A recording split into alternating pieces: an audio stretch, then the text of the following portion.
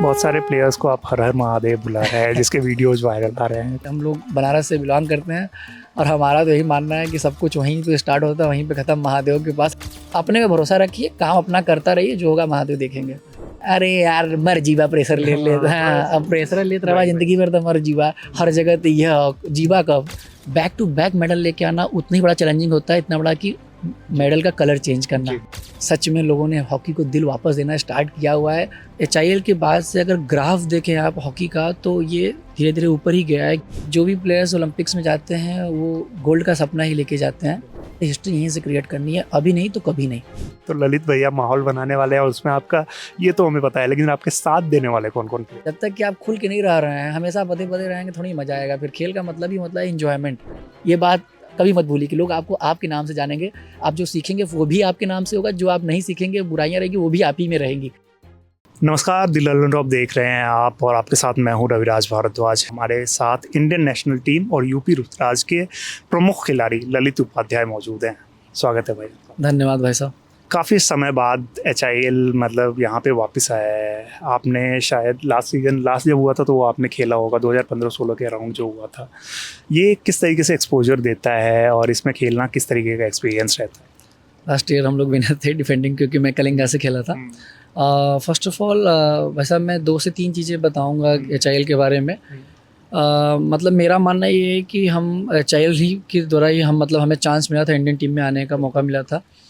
और HIL इसलिए बहुत ज़्यादा इम्पॉर्टेंट है क्योंकि अगर देखा जाए तो पहली बात जो यंगस्टर्स प्लेयर हैं उनको डायरेक्ट इतना बड़ा प्लेटफॉर्म मिलता है कि अपने कैलिबर को शो कर सकें। और हॉकी इंडिया को भी धन्यवाद करना चाहूँगा कि इसको दोबारा से उन्होंने स्टार्ट कराया। गवर्नमेंट का भी सपोर्ट रहा है इसमें, सबके लिए मैं सबको धन्यवाद करना चाहूँगा। दूसरी चीज़ अगर देखा जाए तो हम प्लेयरों के आर्थिक स्थिति की बात करते हैं तो ये बहुत ही अच्छी चीज़ है, जिससे कि जो अपकमिंग्स प्लेयर हैं उनके लिए भी स्टार्टिंग में अगर अच्छा अमाउंट उनको मिलने लगता है तो अपने फैमिली के साथ साथ अपने पे भी स्पेंड करते हैं, जिससे कि उनके परफॉर्मेंस पे भी फ़र्क काफ़ी पड़ता है। अगर इसको सब कुछ सारे क्राइटेरिया से देखा जाए तो ये बहुत ही मतलब लाभदायक चीज़ है। और उससे बड़ी चीज़ मैं ये बोलूँ कि जब हम लास्ट HIL जब था 2013 में स्टार्ट हुआ था तो HIL के बाद से अगर ग्राफ देखें आप हॉकी का तो ये धीरे धीरे ऊपर ही गया है, क्योंकि जब फॉरेन प्लेयर्स आते हैं उनके साथ खेलने का मौका मिलता है। जिन प्लेयरों के बारे में हम सुनते हैं, जिनके लिए हम जब केवल नेशनल टीम से जाते हैं रिप्रेजेंट करते हैं, तब उनको हम डायरेक्ट अपोनेंट में उनके जब वो अपनी टीम से खेलते हैं, अपने कंट्री को रिप्रेजेंट करते हैं तभी खेलते हैं। लेकिन जब यहाँ पे वो आते हैं हमारे साथ घुलते हैं मिलते हैं तो हम उनके वीक पॉइंट के साथ स्ट्रॉन्ग पॉइंट भी हम समझते हैं। जूनियर प्लेयर्स की बात करूं, क्योंकि नेशनल टीम में जो मैं लगातार ये सवाल पूछ रहा हूँ लोगों से और समझने की कोशिश कर रहा हूँ, नेशनल टीम में आपके पास एक ऐसे पूल ऑफ प्लेयर्स होते हैं जिनके साथ आप लगातार खेलते आ रहे हो, आप उनसे परिचित हो। लेकिन जब ऐसे ही इंटरनेशनल प्लेयर्स की आपने बात की है तो जब वो आते हैं तो बहुत सारे ऐसे प्लेयर्स हैं जिन्हें ना इंग्लिश आती होगी, जिन्हें ना हिंदी आती होगी, कुछ को फ्रेंच आती होगी, कुछ को स्पेनिश आती होगी, कुछ जर्मन बोलते होंगे और उनके साथ भी ये दिक्कत है। तो कम्युनिकेशन किस तरीके से होता है? और दूसरी चीज़ की जो आपने हेल्प की बात की, लेकिन वो एक एडजस्ट करने का जो टाइम होता है, क्योंकि बहुत टाइम बाद ये हो रहा है, तो वो एडजस्ट करना कितना मुश्किल होता है? नहीं भाई, सबसे बड़ी स्पोर्ट्स की एक सबसे ख़ास खूबसूरत चीज़ ये होती है कि सबसे अच्छी बात है कि अगर आप जैसे हम स्पोर्ट्स में हैं, अगर हॉकी में हैं, मैं खास से बोलूँगा तो यही सबसे बेस्ट चीज़ है कि इसमें ज़्यादातर तो हम लोग एक दूसरे को केवल बोल के ही कम्युनिकेट तो होता ही है, ठीक है। द वे ऑफ कम्युनिकेशन हमें ढूंढना पड़ता है कि हाँ कैसे बात करती है, लेकिन जिससे सिंपल चीज़ ये होती है कि बॉल मांगना हो गया या बॉल खेलना हो गया या स्पोर्ट्स की कुछ चीज़ें तो ऐसी होती हैं जिसमें ज़्यादा कम्युनिकेशन की ज़रूरत ही नहीं पड़ती है, वो तो अंडरस्टूड होता है। इशारों में आई कांटेक्ट हो जाता है। रही बात जो टैक्टिक चीज़ें हैं वो कोच हमें मीटिंग में समझाते ही हैं। तो जिन प्लेयरों को नहीं समझ में आता, जैसे कि ज़्यादातर अब लोग इंग्लिश बोल लेते हैं, कोचेज़ भी कोशिश करते हैं कि इंग्लिश बोल लेते हैं। और हमारे यहाँ के जैसे कि अभी सेड्रिक सर हैं और जो प्लेयर हैं हार्दिक भी हो गया, मैं भी हो गया, और जो सीनियर्स प्लेयर हैं वो भी ट्रांसलेट कर देते हैं हिंदी में मतलब जो। लेकिन ज़्यादातर अभी हॉकी इंडिया की वजह से मैं ये भी बोलूँगा जितने भी प्लेयर्स हैं कैंप में ही उनको इंग्लिश इतना भी हो जाता है कि वो इंग्लिश समझ जाते हैं और बोलते भी दे रहे, क्योंकि अभी ज़्यादातर हमारे कोचेज़ जो हैं वो फॉरेनर ही देख रहे हैं आप। तो इंडियन कैंप में भी ये होता है कि जो कोचेज़ होते हैं, जो लोगों को प्लेयर को नहीं समझ में आता, तो हमारे शिवा भाई साहब है, श्री भाई थे और हरमन भी हैं, तो ट्रांसलेट होते रहते हैं। लेकिन अब लोग इतना एजुकेटेड हो रहे हैं क्योंकि उनको पता रहता है कि इंग्लिश कितना इंपॉर्टेंट है। रही बात जो यहाँ पे फॉरेनर्स प्लेयर आते हैं, अब जैसे स्पेनिश तो हम बोल नहीं पाएंगे, तो वो भी इंग्लिश में बात करते हैं, लेकिन जब ग्राउंड पे आते हैं तो हमें केवल हम जो चीज़ें हैं ग्राउंड में अंडरस्टैंडिंग है वो ऑटोमेटिकली हो जाती है। कुछ वर्ड सीखा है किसी स्पेनिश प्लेयर से?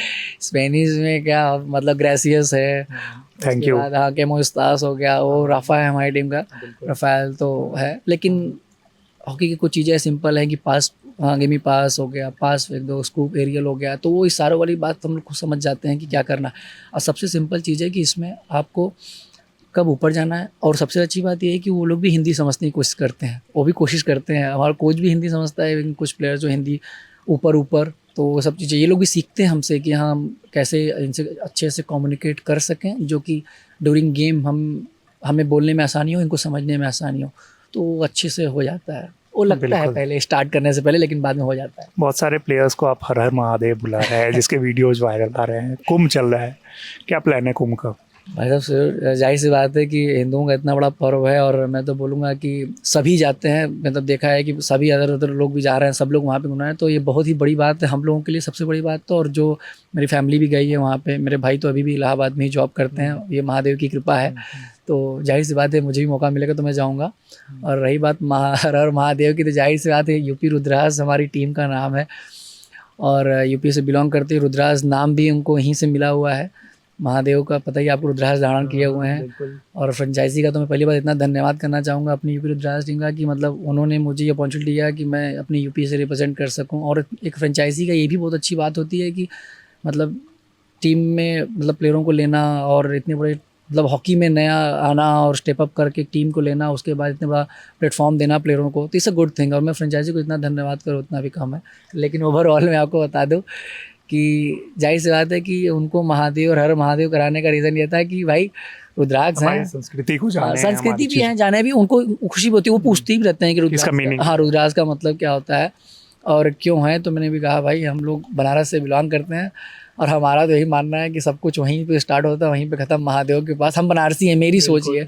और हम तो ये भी जानते हैं कि जहाँ से लोग मरने आते हैं वहाँ से हमने जीना सीखा है। और बनारस के बारे में मैं अभी ये तो नहीं कि बहुत कुछ कह सकूँगा, मैं बहुत छोटा हूँ, लेकिन इतना पता है कि महादेव में बड़ी भक्ति है मेरी। और आपने भी देखा होगा कि मैं भी जब भी मेडल लेके आया महादेव के पास गया, तो उनको ये जानना बड़ा अच्छा लगा। तब मैंने कहा कि एक हमारे यहाँ नारा है, मतलब एक चैंटिंग है, उसके बाद भोलेनाथ को हम लोग इस तरह याद करते हैं, तो आप ये कर सकते हैं। तो किन किन प्लेयर्स को लेके जा रहे हो आप कुंभ नहाने? नहीं वैसे तो मेरी पूरी फ्रेंचाइजी का ठीक है, मतलब हम लोगों का पूरा प्लान है कि जब बनारस आए तब कुंभ का तो अभी कुछ श्योर नहीं, क्योंकि इसके बाद तुरंत प्रो लीग स्टार्ट हो जाएगा, तो ज़्यादातर प्लेयर तो ट्रेवल में ही रहेंगे। और प्लेयर्स को बनारस घुमाया है? नहीं अभी तक वो सब लोग चाहते हैं, लेकिन सब प्लान भी कर रहे हैं कि या तो इस बार जब वो प्रो लीग से आए या तो फिर अगले सीज़न में, वो सब जाना चाहते हैं। मेरी फ्रेंचाइजी भी प्लान कर रही है कि कैसे किया जाए प्लेयरों को, तो बहुत अच्छा आगे हुए देखते रहेंगे। अब मैं भी इसके बारे में कैसे बोल सकता हूँ। बिल्कुल। फिर वापस हॉकी पे आते हैं। जिस तरीके से टोक्यो ओलंपिक हुआ, फिर पेरिस में ओलंपिक्स हुआ, दोनों में हम लोग सेमीफाइनल तक पहुँचे, और सेमीफाइनल में जाके जो एक उम्मीद जगी, और फिर दोनों टाइम उम्मीद जगने के बाद वो टूट गई।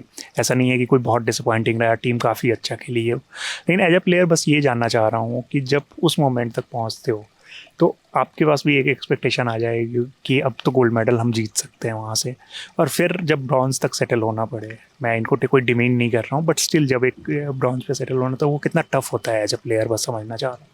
बस अब पहली बात तो मैं थोड़ा सा हॉकी के ग्लोरी के बारे में, जाहिर सी बात है कि जब हम लोग सुनते थे कि हॉकी की ग्लोरी बहुत अच्छी है, मतलब ओलंपिक्स में 8 गोल्ड्स हैं, ऐसा है, लेजेंडरी प्लेयर्स हैं, 8 बार के ओलंपिक, 8 बार ओलंपिक चैंपियन, तो ग्लोरी हॉकी की। और हॉकी को लोग दिल से पसंद करते हैं, आज भी करते हैं और करते रहेंगे। अब मैं आपके पॉइंट पे आता हूँ कि देखिए जो भी प्लेयर्स ओलंपिक्स में जाते हैं वो गोल्ड का सपना ही लेके जाते हैं। ये सबका मानना है कि हम मेहनत इसीलिए करते हैं, ना केवल प्लेयर करते हैं, यहाँ तक कि जो कोचिंग स्टाफ में से और फिजियो सारे के सारे, क्योंकि गवर्नमेंट भी जितना सपोर्ट करती है हम लोगों को, अब तो बहुत ही कुछ हो रहा है, मैं जितना बताऊँ कम पड़ जाएगा।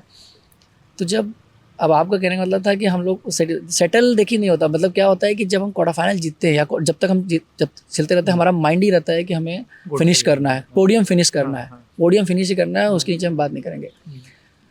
आज के टाइम में मॉडर्न हॉकी पे अगर हम वहाँ पे जा रहे हैं, खेल रहे हैं, इतना हार्ड होने के बावजूद अगर हम अपनी इंडियन हॉकी का वहाँ पे परचम लहरा रहे हैं, वो बड़ी बात होती है। रही बात फर्स्ट टोक्यो में सेमीफाइनल हारना, होता है कि ठीक है हमारे लिए वहाँ पे पहुँच जाना ही बड़ी बात थी, लेकिन हमारा ये था कि वहाँ पे जितने भी सीनियर्स प्लेयर थे, श्री भाई, मनप्रीत, हरमन, सबका ये था कि नहीं, अगर हम आए हैं इतने सालों बाद, अगर हम क्वार्टर फाइनल खेल रहे हैं, सेमीफाइनल अगर हम लूज़ कर रहे हैं, तो हम यहाँ से खाली हाथ नहीं जा सकते हैं। जाहिर सी बात है, हिस्ट्री यहीं से क्रिएट करनी है, अभी नहीं तो कभी नहीं।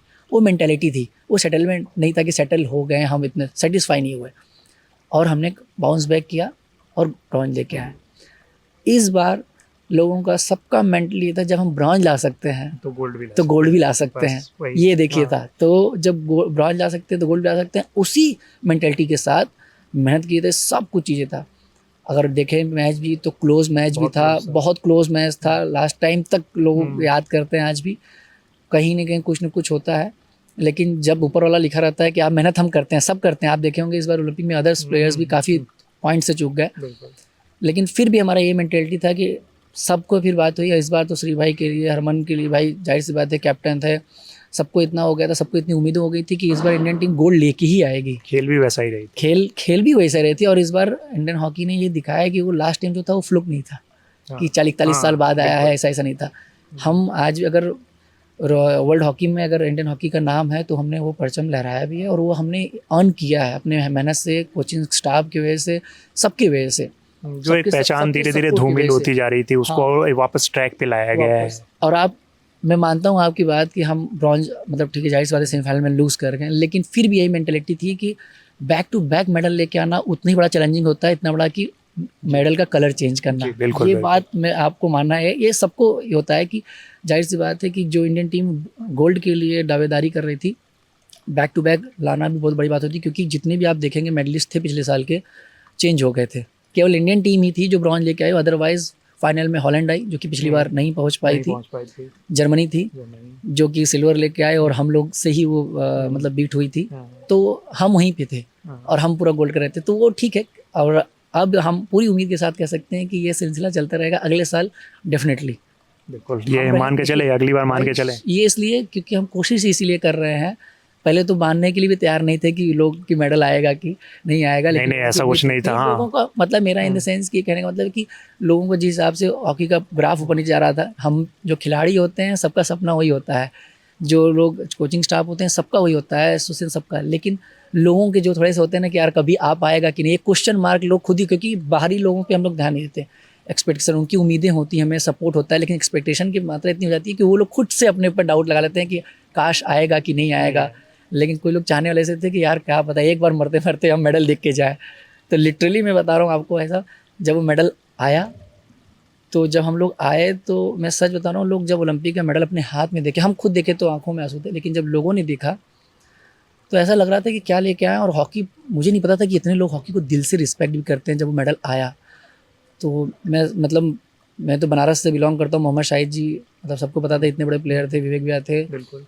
तो लोग हॉकी का दबा हुआ प्यार उस मेडल की वजह से इतने लोगों को देखा जिनको मैं कभी सोच भी नहीं सकता था कि इसी बनारस से ये लोग हॉकी के लिए सपोर्ट करते थे, जिन्हें मैं कभी मिला भी नहीं था। तो वो बहुत हटकी चीज़ है। और आज के टाइम में तो लोग लाखों लोग, करोड़ों लोग, मतलब मुझे आज भी याद है कि जब हम लोगों को, तो जाहिर सी बात है वहाँ पे जब रहते थे तो हम लोग नहीं देख पाते थे, सोशल मीडिया सब हम अवॉइड कर देते हैं। क्वार्टर फाइनल मैच का जब हमने सुना था कि करोड़ों लोग लाइव देख रहे थे, तो हम लोगों को लगा कि यार सच में लोगों ने हॉकी को दिल वापस देना स्टार्ट किया हुआ है। जो फेथ था, जो बिलीव था, लोगों को आज भी अपनी टीम को उतना ही सपोर्ट करते जितना पहले करते थे, और वही बातें रह गई हैं आज भी जो पहले करती थी। क्योंकि जो भी लोग आज बात करते हैं वो यही सोचते हैं कि यार हॉकी इंडिया सच में सब कुछ बदल दी है, अब प्लेयर्स काफ़ी अलग मूड में हैं, गवर्नमेंट इतना सपोर्ट कर रही है, सब कुछ कर रही है, इसीलिए इतना मेडल आ रहा है। प्लेयरों का हार्डवर्क, कोचिंग स्टाफ का हार्डवर्क, यहाँ तक कि फिजियो, जितनी स्टाफ है सबका, और सबसे बड़ी बात मेंटालिटी कि हम लोग जब जा रहे हैं, we are going to win medal, हम केवल ओलंपियंस होने के लिए नहीं जा रहे हैं। देखिए सीधी बात है कि मैं आपको ये बात कहूँ, एक समय तो हमने ये भी देखा है कि ओलंपिक में टीम क्वालिफाई भी नहीं की है, और अगर हम आज ये समय देख रहे हैं कि कंटिन्यूसली ओलंपिक में मेडल लेके आ रही है, तो हमेशा बेहतर की उम्मीद करते हैं। ये सब चीज़ है। मेडल की आपने बात की, ठीक है, मेडल का कलर नहीं बदल पाए हैं हम लोग, लेकिन मेडल का कलर बहुत जा रहा है आजकल, सुना है।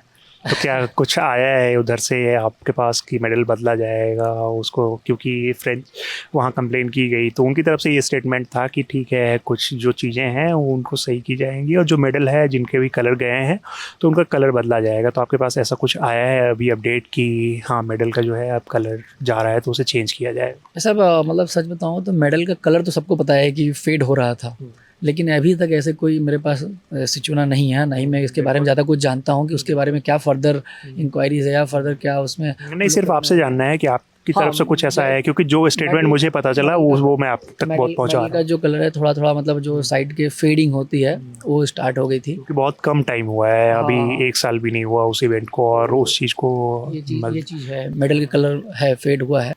और काफ़ी मतलब मीडिया भी इस पे आई, घर पे भी देखी, तो वो भी ये क्वेश्चन लगे कि ये ऐसा कैसा हो रहा है। तो अब जो है हकीकत दिख रही है वो दिख रही है, फेड तो हुआ है, अब देखिए उसमें क्या होता है। अब आते हैं जूनियर प्लेयर्स की ही बात करते हैं। बहुत सारे प्लेयर्स आपके साथ खेल रहे हैं, किस में सबसे ज़्यादा पोटेंशियल नज़र आता है? सिर्फ एक नहीं, मतलब मैं एक ओवरऑल समझना चाह रहा हूँ, क्योंकि अब आप लोग ऐसे एज पे, वैसे नहीं कहना चाहिए लोग अच्छा खेलते हैं, लेकिन ठीक है, एक एज जो है, एक बॉडी जो होती है उसकी एक लिमिट होती है, जहाँ पे जाके प्लेयर्स जो हैं वो कुछ दिन बाद आप भी कहोगे कि ठीक है, अब जो दूसरे आए हैं वो उस खेल को आगे बढ़ाएंगे। किन किन में ये पोटेंशियल नज़र आ रहा है? कुछ नाम जो आपको बहुत ज़्यादा इम्प्रेस किया। जूनियर्स प्लेयर देखिए अभी काफ़ी अच्छी चीज़ें आप खुद ही हॉकी इंडिया लीग में भी देख रहे हैं, इंडियन कैम में भी काफ़ी जूनियर्स प्लेयर जो अच्छा कर रहे हैं। अभी तो मैं सच बताऊं तो सबसे अच्छे और सबसे मैं मानूंगा अभिषेक ने बहुत ही अच्छा, अभिषेक मतलब काफ़ी अच्छा है। जुगराज काफ़ी अच्छा कर रहा है, अभिषेक, जुगराज, संजय आप देख सकते हैं। इवन तक कि अगर मैं बोलूँ तो गोलकीपर्स भी काफ़ी अच्छे कर रहे हैं अभी जूनियर्स में। आप देख रहे हैं विक्रमजीत जो लड़का खेला वो भी बहुत अच्छा खेला, फिर ये सूरज भी हैं।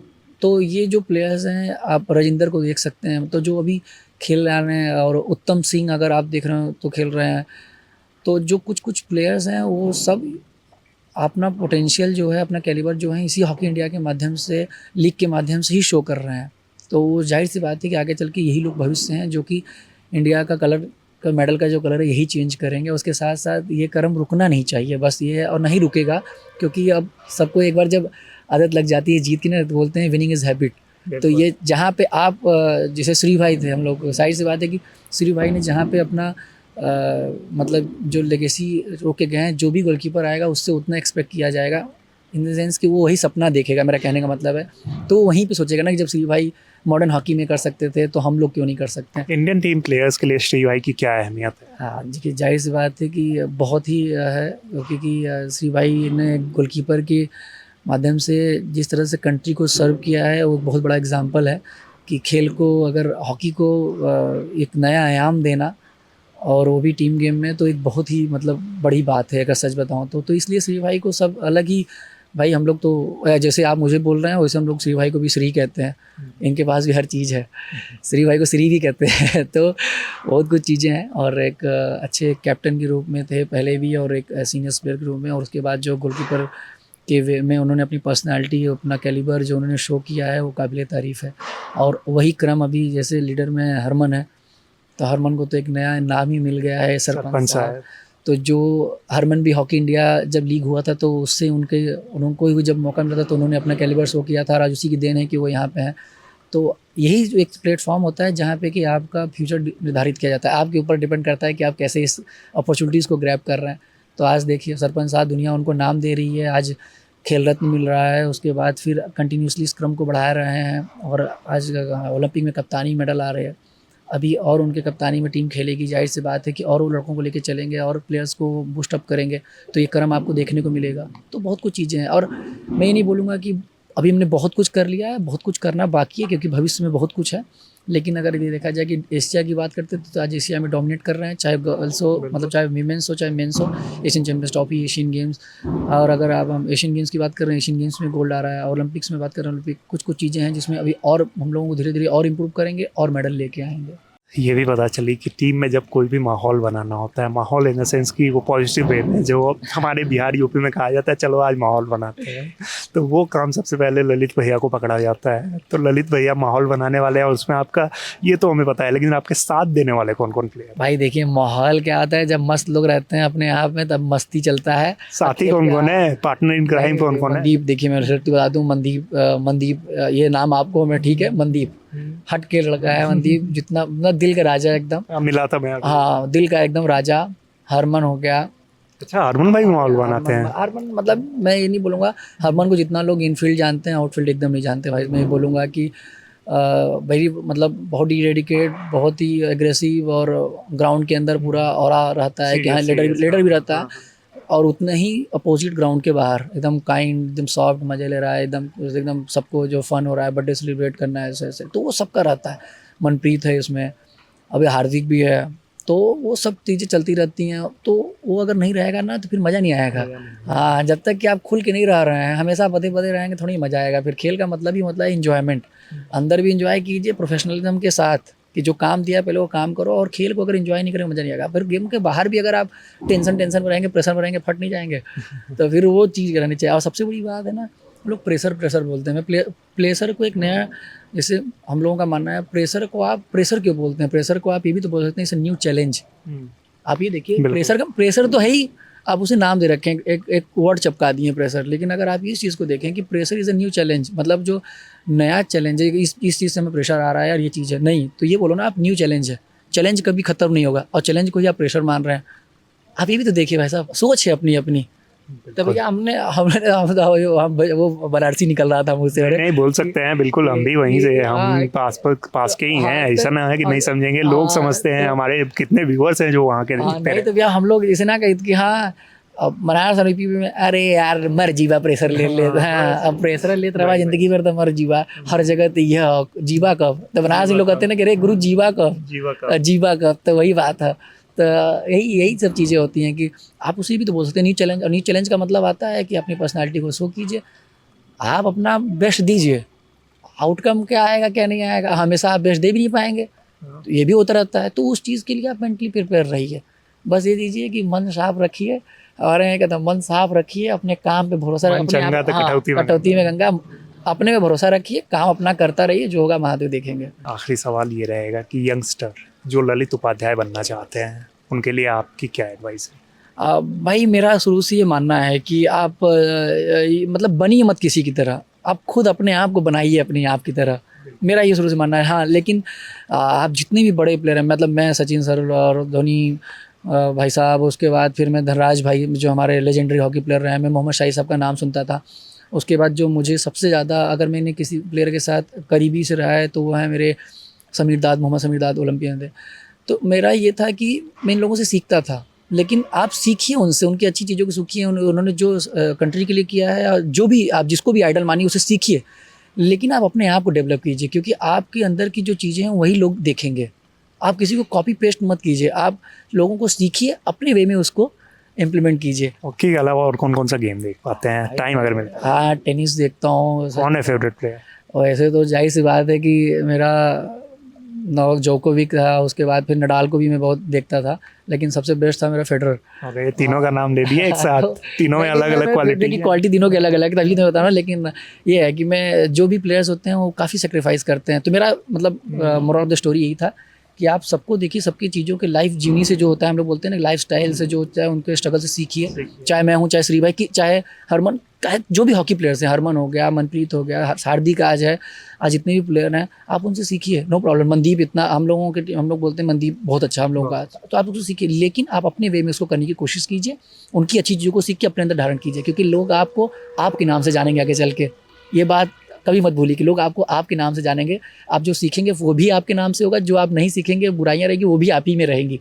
आप जब शाइन होंगे तो आप होंगे, तो आपको अपना एक स्टाइल बनाना पड़ेगा जिससे आपकी पहचान होगी। और रही बात, एक जो मेरा मैसेज रहता है, कभी भी ये मत सोचिए कि आपके पास क्या नहीं है, बिल्कुल हमेशा ये सोचिए कि आप क्या पा सकते हैं। स्ट्रगल, प्रॉब्लम्स और हर एक चीज़ लोगों की लाइफ में स्टार्टिंग में होती है, बीच में भी रहती है और मरते दम तक रहेगी, तो हमेशा रहेगी। लेकिन आप हार मत मानिए, बस यही बात है। बिल्कुल बिल्कुल। तो जैसा कि हमने सुना था, जैसा हमें पता चला था, बिल्कुल वैसे ही हैं हमारे ललित भाई, वैसा ही एक कैरेक्टर हमें देखने को मिला है। बहुत अच्छा लगा आपसे बात करके, बहुत बहुत धन्यवाद। थैंक यू सो मच भाई साहब। तो ऐसे ही आप बाकी और इंटरव्यूज़ और स्पोर्ट्स से जुड़ी तमाम खबरों के लिए देखते रहिए हमारा चैनल ललन टॉप स्पोर्ट्स, और दुनियादारी और बाकी खबरों के लिए आप हमारे चैनल द ललन टॉप को सब्सक्राइब कर सकते हैं। बहुत बहुत धन्यवाद।